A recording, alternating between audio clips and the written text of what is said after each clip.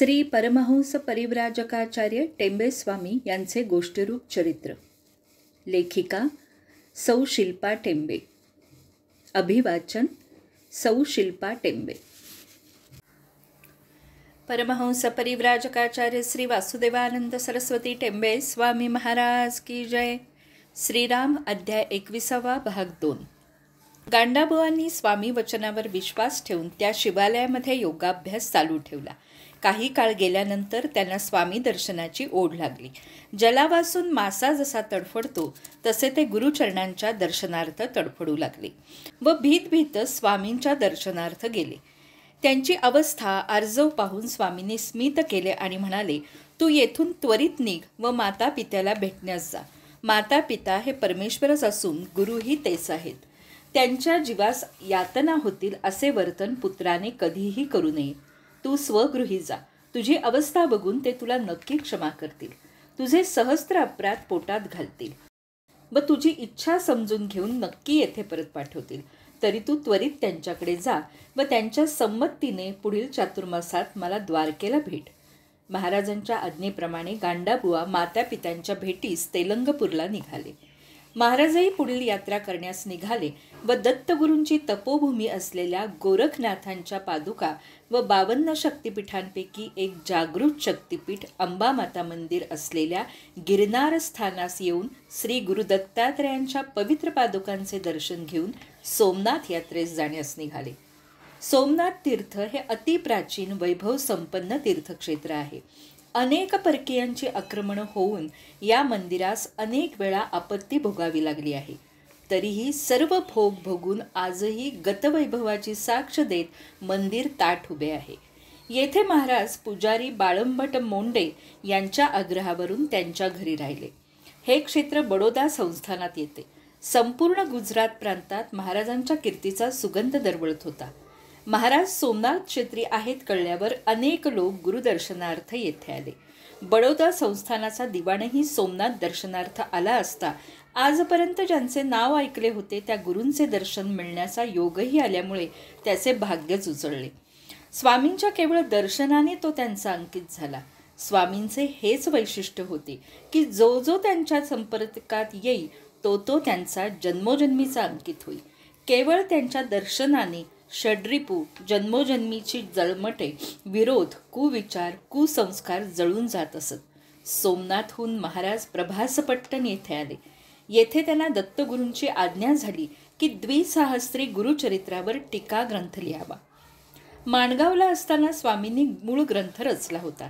त्यालाही आता 15 वर्षाचा काळ लोटला होता. मूळप्रत जवळ नसल्याने टीका कशी लिहावी असा स्वामींपुढे प्रश्न पडला होता. पण दत्ताज्ञा झाल्याने त्यांनी टीका लिहिण्यास घेतली. मूळ ग्रंथाची रचना प्रचंड होती. त्यांनी टीका संस्कृतात लिहिण्यास सुरुवात केली. अगाध स्मरणशक्तीमुळे ग्रंथाची रचना सहज झाली. एका पत्रात त्यांनी एका भक्ताला लिहिले आहे की सध्या पाठ देण्याचे काम नसल्याने रोज 2 घटका बसून गुरुचरित्र टीका लिहित आहे. आता स्तुती व 4 अध्याय लिहून झाले आहेत. टीका संस्कृतमध्ये लिहित आहे. 1200 श्लोक संख्या झालेली आहे. पुढील रचनेचा सारा भार दत्तात्रयांवरच आहे. महाराजांच्या लोकोत्तर धारणा शक्तीचा येथे चमत्कार बघावयास मिळतो. येथे स्वामींचा वास आहे हे कळताच द्वारकेचा मामलेदार अमृतराव म्हणजेच पूर्वाश्रमीचे गजानन सबनीस हे महाराजांच्या भेटीस आले. स्वामींना पाहून त्यांना अत्यानंद झाला. या भेटीत जुन्या आठवणींना उजळा मिळाला व स्वामींची छबी हृदयात साठवून तो स्वामींचा भक्त झाला. तेथून निघून महाराज प्राची क्षेत्री आले. येथे सरस्वती नदीच्या तीरीस योगेश्वर श्रीकृष्णाने आपली अवतार समाप्ती केलेली होती. शिकाऱ्याच्या बाणाच्या आघात झाल्याने त्याने आपला अवतार संपवला होता. येथे या पवित्र भूमीला अभिवादन करून स्वामी पोरबंदर सुदामा नगरीहून ज्येष्ठ महिन्यात भगवान श्रीकृष्णाच्या द्वारकेस आले. द्वारका हे 7वे मुक्तिक्षेत्र आहे. येथे दुष्काळ पडलेला होता. चाऱ्या पाण्यावाचून गायी गुरे तडफडत होती. अन्नान्न दशा होऊन लोक लाचार झाली होती. शेतकरी हवालदिल झालेले होते.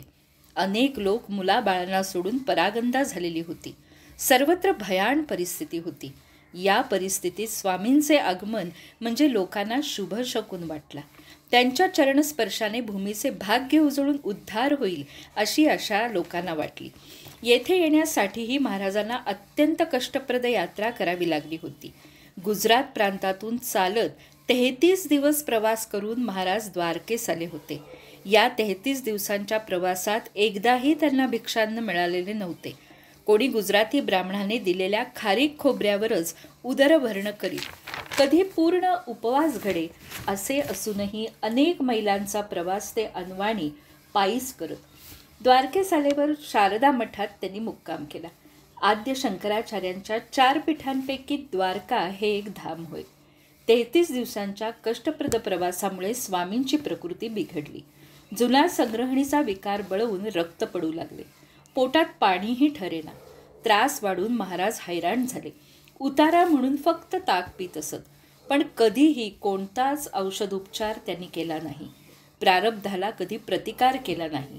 केवळ मनोबळावर ते 33 दिवसांची यात्रा त्यांनी पूर्ण केली व द्वारकेस आले होते. द्वारकेत दक्षिणी ब्राह्मणांची घरे होती, परंतु दुष्काळ असल्याने भिक्षा मागावयास महाराजांना संकोच वाटत होता. भिक्षा मागताना दुःख होत होते. 4 महिने महाराजांचा येथे मुक्काम होता. प्रातःसमयी अन्नी कटकून ते उपनिषदांचे पाठ घेत असत. संध्याकाळी प्रवचन पुराण सांगत. शारदापीठ हे विद्वानांचे माहेरघर होते. अनेक विद्वान स्थानिक लोक स्वामींचे दर्शन, पाठ, प्रवचनाचा आस्वाद घेण्यास येत असत. त्यांनी स्वामी महाराजांना विनवणी केली की आपण शारदापीठाचे मठाधीश प्रमुख व्हावे. हे मानाचे, ऐश्वर्याचे स्थान आपण स्वीकारावे व लोकांचा उद्धार करावा. परंतु स्वामींनी या गोष्टीस नकार दिला. शेवटी लोकांचा अति आग्रह झाल्यावर कठोर शब्दात सांगितले, मला महत्पदाचा लोभ नाही, मोह नाही, तरी आपण मला आग्रह का करता? यापुढे जर आग्रह झाला तर मला बिलकुल खपणार नाही. द्वारकेत असताना महाराजांनी द्विसाहस्त्री गुरुचरित्रावरील टीकेबरोबर योग रहस्य व बोध रहस्य यावरही भाष्ये लिहिली. परंतु त्या लिखाणाचे सर्व श्रेय ते दत्तप्रभूंना देत होत. महाराज द्वारकेत असताना गांडाबुवा मातापित्यांच्या संमतीने द्वारकेस येण्याप्रती आज्ञा मागू लागले.